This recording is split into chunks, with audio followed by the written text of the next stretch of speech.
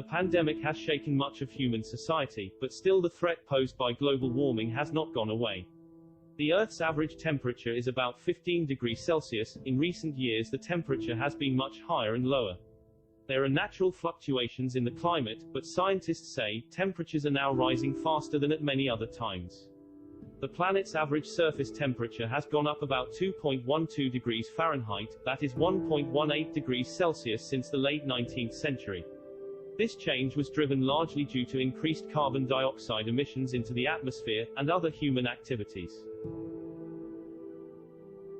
Most of the warming occurred in the past 40 years, with the 7 most recent years being the warmest. The years 2016 and 2020 are tied for the warmest year on record. Human activities have increased carbon dioxide emissions, which resulted in driving up temperatures.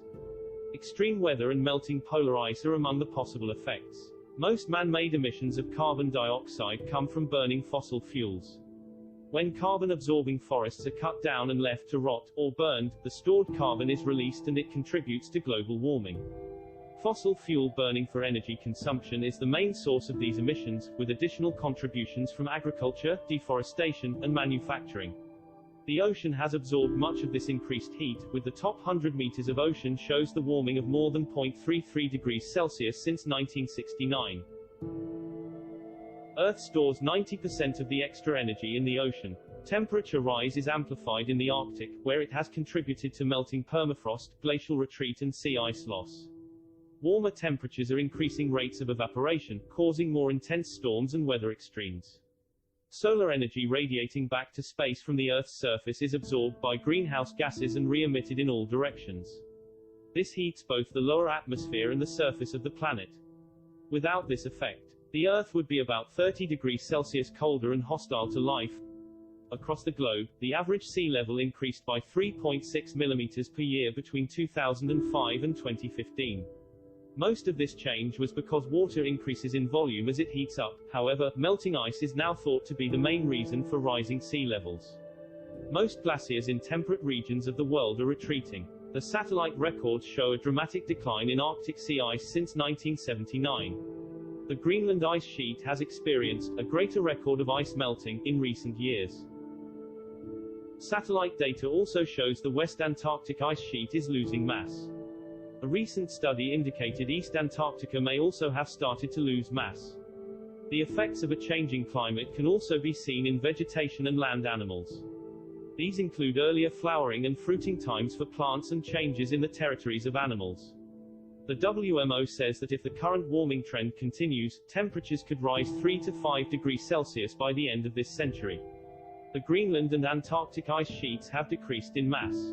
Data from NASA's Gravity Recovery and Climate Experiment show Greenland lost an average of 279 billion tons of ice per year between 1993 and 2019, while Antarctica lost about 148 billion tons of ice per year. A new study by NASA and university researchers has found that the ocean waters melting the undersides of Antarctic ice shelves are responsible for most of the continent's ice shelf loss. There is a severe impact on ecosystems, which include the relocation or extinction of many species as their environment changes, most immediately in coral reefs, mountains, and the Arctic. Climate change threatens people with food insecurity, water scarcity, flooding, infectious diseases, extreme heat, economic losses, and displacement.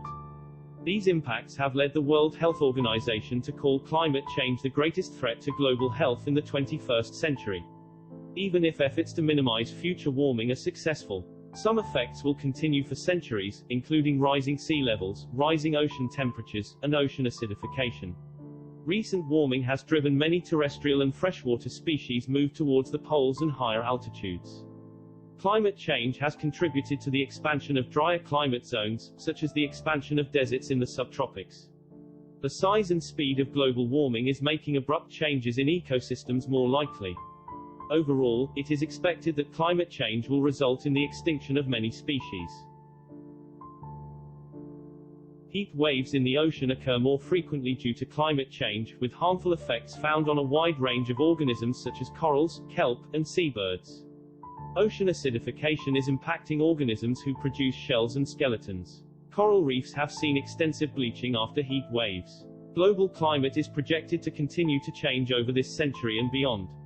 The intensity, frequency and duration of the strongest hurricanes have all increased since the early 1980s. In the next several decades, storm surges and high tides could combine with sea level rise and land subsidence to further increase flooding in many regions. Ocean waters will therefore continue to warm and sea level will continue to rise for many centuries. The Arctic Ocean is expected to become essentially ice-free in summer, before mid-century.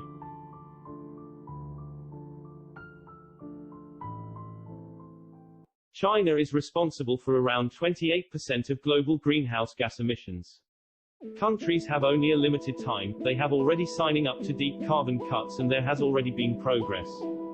China aimed to go carbon neutral by 2060. The European Union followed suit in March 2020. Since then, Japan and South Korea have joined the cause. What the UN estimates is now a total of over 110 countries that have set net zero target for mid-century.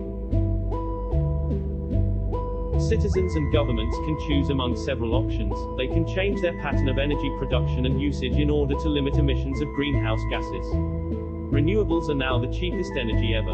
Renewables are already often cheaper than fossil fuel power in much of the world when it comes to building new power stations.